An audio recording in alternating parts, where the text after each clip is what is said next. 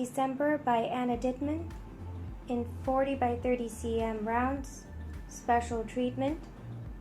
We first have the electric diamonds that come free with this painting, and that's what you see sparkling the most.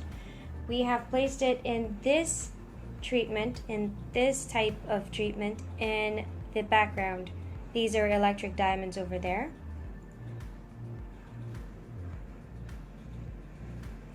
And also over here.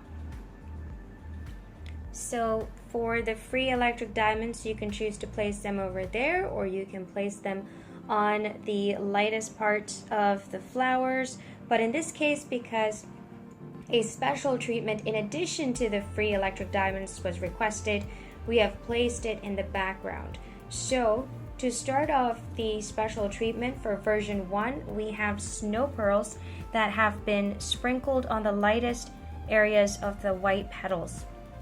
So it won't be too much, just to give it a little bit of like a snowflake sort of feel to it, like there's some pieces of snow on the flower. And then for version 2, we've added lilac crystals.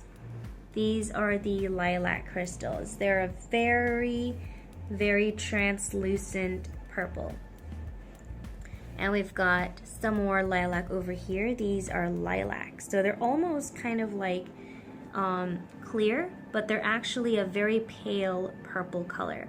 So simply sprinkle them on the purple areas on the picture, and that would be on some of the flowers. On all purple areas except for her face. So just do the special treatment beads on everywhere else except for her face. And then for version 3, we've got ice crystals, and these are the ice crystals.